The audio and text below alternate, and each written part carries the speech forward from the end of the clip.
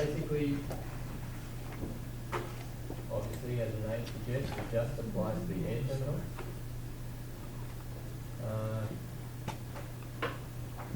I'll just draw one on the board as an example.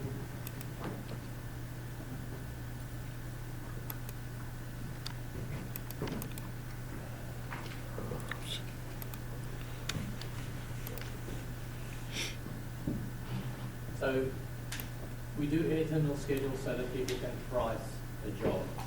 It just makes it easier for whoever does costing. So in a schedule we would number each of these terminals. So 1, 2, 3, 4, 5, 6, 7. You always group the same type of air terminals together, but remembering that you always just do the one system. So if I had 2 air conditioning units, I would do this system and then move on to the other system. I wouldn't do 1, 2, 3, 4 if they're separate systems. Does that make sense? So if I had another unit here with air terminals, I wouldn't do that. I would number all these and then start new on that one. It all makes sense when we start to do the schedule.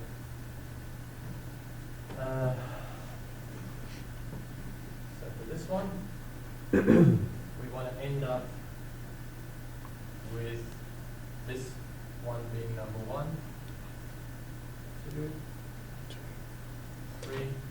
You want me to do it, No, I'm just giving you an example of what we're going to do. you want to put this in, for instance, for supply, return, whatnot? It depends on the job and the company standard, but for this, it's quite simple. We don't need to go into too much detail of what these are. It's not a 50-story office building where you can have 30 different types of air terminal. It's just a house, we've got 3 types of air terminal. So we've got these supply air ones, the return air one, and then these exhaust grills, which are different again.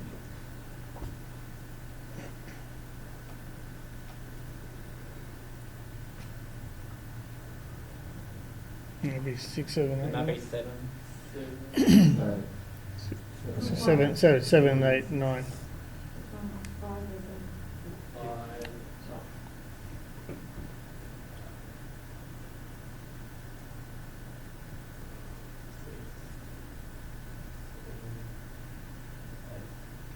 You have 2 6s.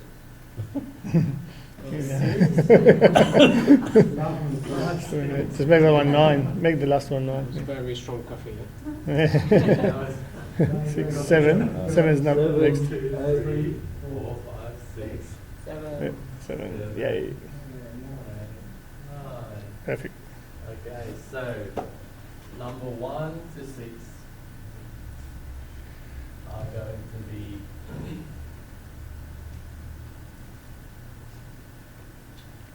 this is just an example. It's going to be different in the schedule we do, but I'm just going to give you a quick overrun. So 1 to 6 supply air. So 1 to 6 is that size and what it does. 5, That's 7. 7 Yeah. Return air. is 600 by 600. Again, it's going to be different in the Mhm. schedule we do. 8 to 9. To 9 exhaust. 300. Are they 300 or are they See, they're smaller? that's enough. That's good enough. 200 by 200, it says on my drawing. Okay, 200 by 200. Okay. Yeah. 200 by 200. Hmm?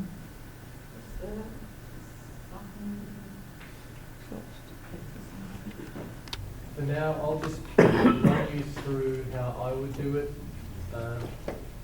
Often follow the book, don't freak out.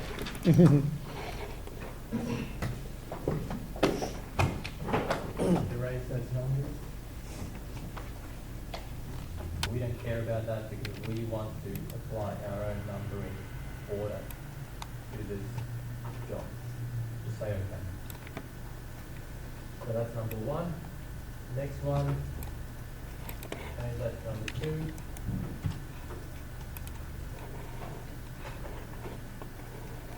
Next one. Don't have to number them exactly the same as mine. Just group the same air terminals together.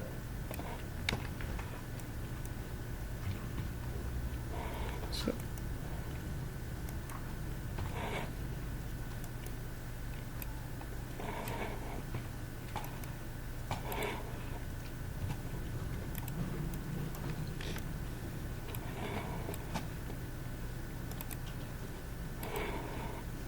That's good.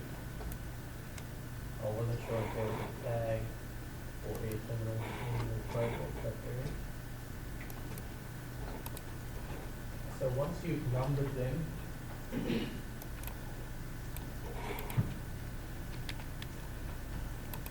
let's go through and do the blue ones for now, just to supply air terminals. And just have a look up on the screen. So once you've numbered all these, just go up to your tag by category button right. and just click on all those items. But before you do, just turn the leader off. That just means that it won't, that's the leader line that you see there, it won't show up.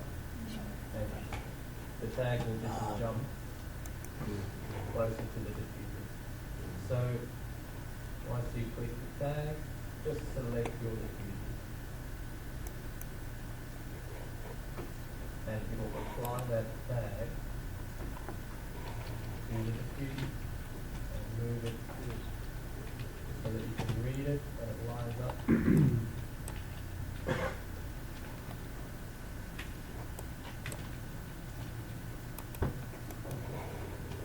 So, what is it? One's putting in different number to what we put in. Really? Different to the mark. Is it meant to be reading the mark or did I change the wrong number? Oh, that says 10. That is doing the right thing. But I thought I caught it too. Oh, okay. Fine. Do you go okay here? Yeah. Do you just go okay? There, you must have done it. Yep, that's it. Oh, it's working now. Thanks. Just click on it. So where do you go from here? Yeah, you just want to use this one. Did you click on that one? Yep. Oh, which one? That one there? Yeah, that one there. Yeah. Okay, just cancel out of that. Yeah, clicked on there. And then cut that out, then tags. Oh, it's not tags. Just go straight to diffuser. Oh, hang on. Oh, this one number 2. Straight to the fuser. Straight to those, yeah. And then just all those blue ones you want. It's down. That's fine, you can just... Then you just move it afterwards. That's funny. Yeah, okay. Then you just click on it. That's weird.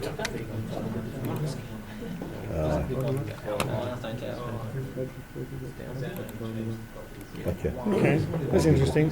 This one here says 4 when I got it marked there, right? Let's see if it happens with this one now. Once I click this, and I go in here, okay. Oh, it says 4. It's good when you're watching. Students are feeling. I came up with I think 10 or something like that. But anyway, that's all good. I don't know why it's doing that.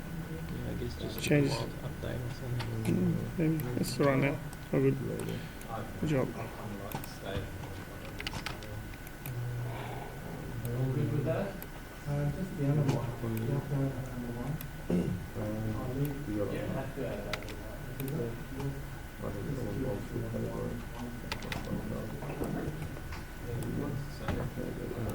Oh yeah, one of them. Oh, that's there.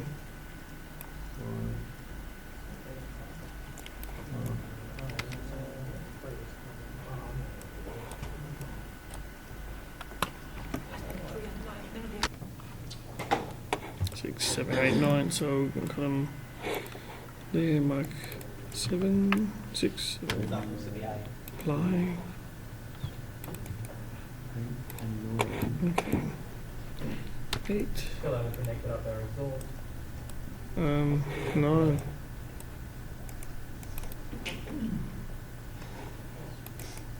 It's already 9. Good. So put the tags in.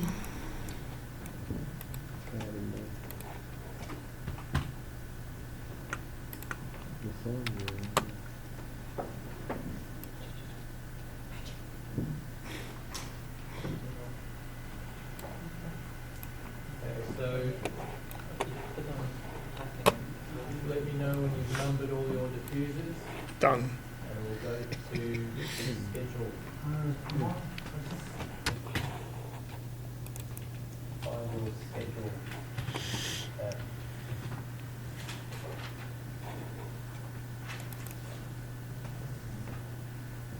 And we just want to do the first one, schedule quantity. And what are we scheduling? Air terminals. Air terminal. So the category will be air terminal. And straight away you can start modifying your schedule. So you select your category. Are we all in this window? Yep. Yep. And name your air terminal schedule house.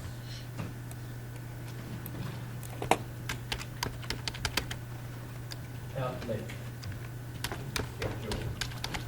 The air terminal schedule is American. We're not American. Say outlet schedule.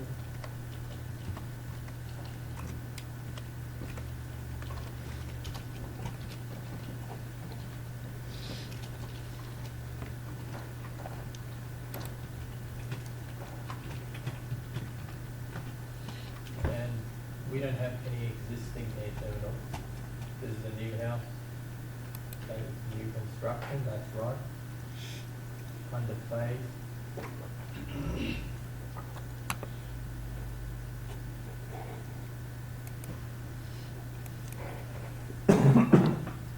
And just click OK for that. And now we want to add the elements that we want to schedule. So when you click on one of these air terminals, in your properties box, you have the mark value.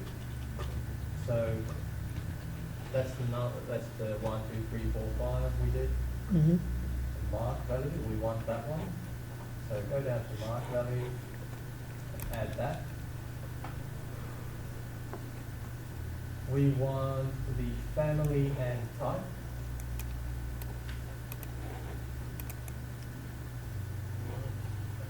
That will tell you what family it is, obviously. So it's a 600 by 600, whatever it does. So add family and type. And what else can we add?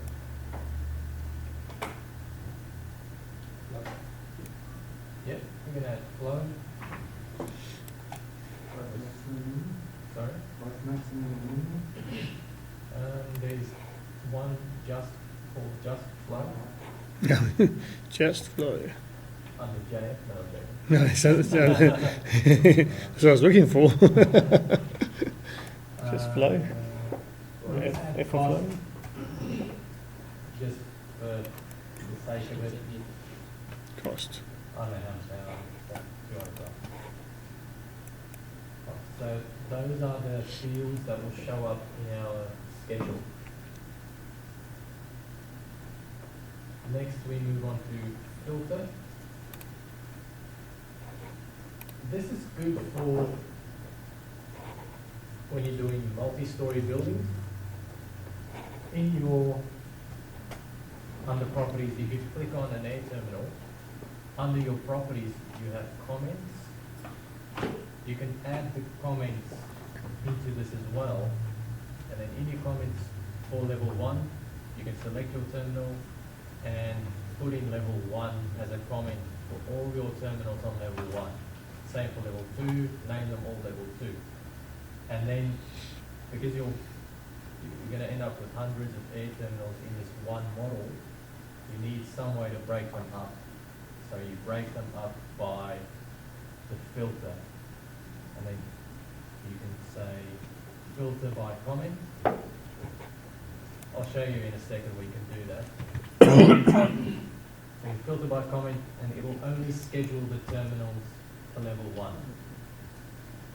And then you just repeat that for level 2 and 3. We can go through that in a second. For this one we're not filtering anything because we only have this one house. So leave that as none. Sorting and grouping. Good idea to sort by the number or the mark so that it follows some sort of sequence.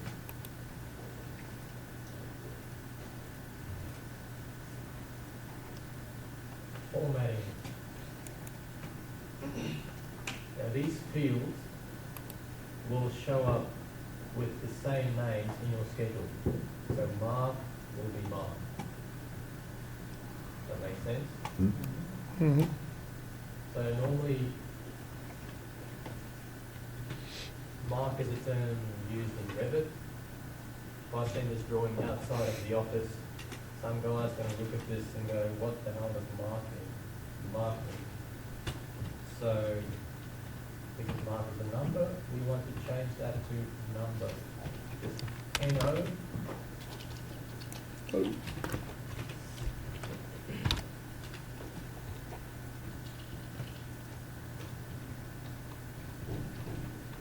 So basically, that will just replace that text in the schedule. You'll see what I mean when we actually split this out. So family and type, there will just say type. The type of edit user that it is. Flow, we can leave the same, and cost, we can leave the same. Let's just clarify, the cost is in dollars. Put a dollar sign next to it.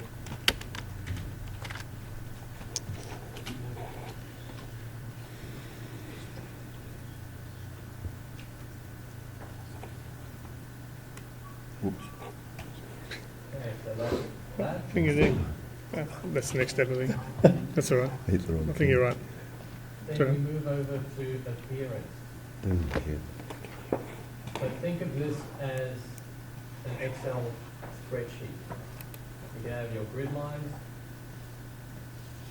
under graphic. You want grid lines so that you separate your lines out nicely. And then you can just say thin lines, fat line, wide lines. I call them fat lines. So fat lines, thin lines for the grid lines. Mm-hmm. And then the outline, just make them Fat wide. line. Wide line. Look under F. Pardon? Under F, a fat line. They're not numbered, like units.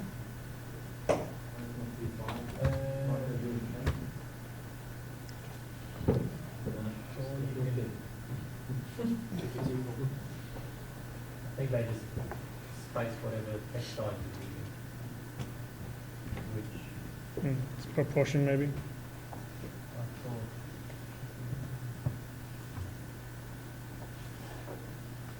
Oh, there you go. So the title text, the title.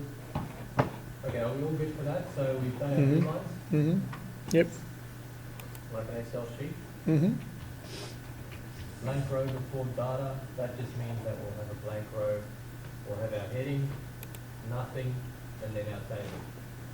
Take that off, or So- normally take that off. There's a little gap. There is a gap, doesn't it, between the title and Oh, the. let's turn it off. It looks Yeah, nice when it's off. I think so. Yeah. And then the text, we want to show the title. That's good, we'll leave that on. Mm-hmm. show headers. We don't have any headers, so whatever. Yeah. So title text. Our title, Mm-hmm. 5 mil. uh, whatever we call this at the start, a terminal or outlet schedule, sorry. The title text, as a standard we use 3.5, Mm-hmm. Okay. Okay. and then header text doesn't apply. Body text is just the rest of your text, 2.5. 2.5. Yep.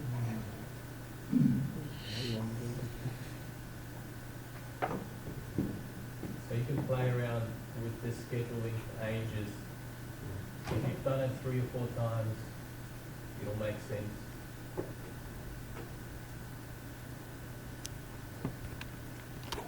And it takes us to this boring looking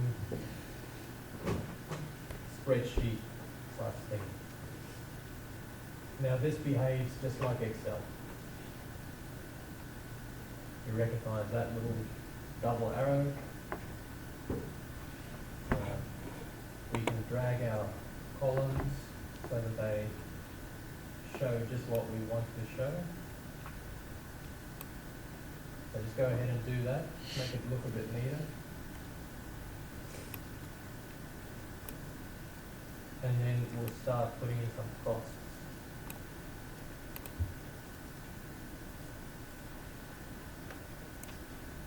I'm just going to make up numbers, I don't actually know how much they cost.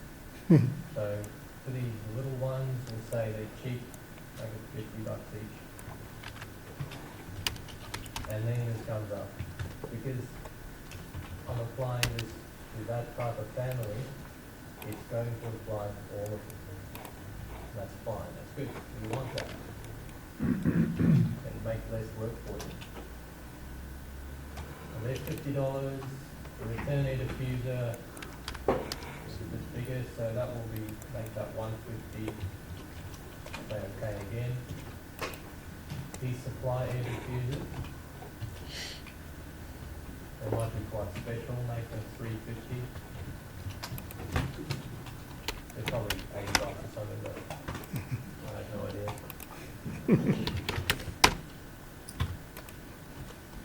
It'll be good to actually have a total cost, right?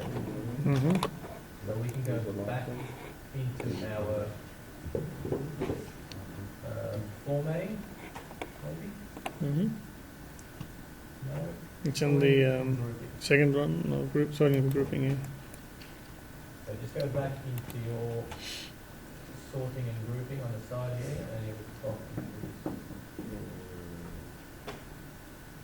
So we want to sort by mark and then by cost.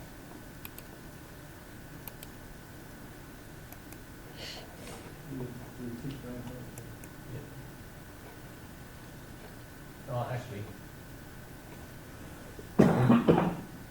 just leave that second one blank. Just say none for that one. Mm-hmm.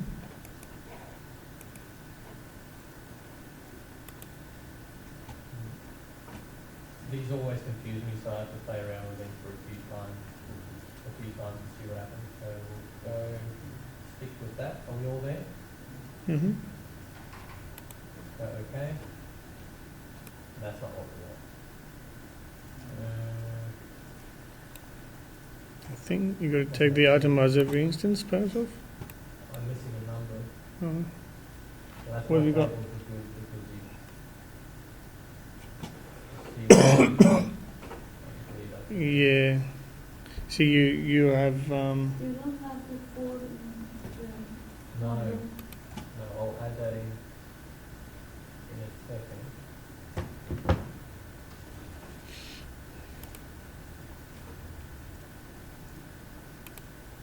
Under format, if you click on cost, and the bottom it says calculate total. It's got in total. Okay.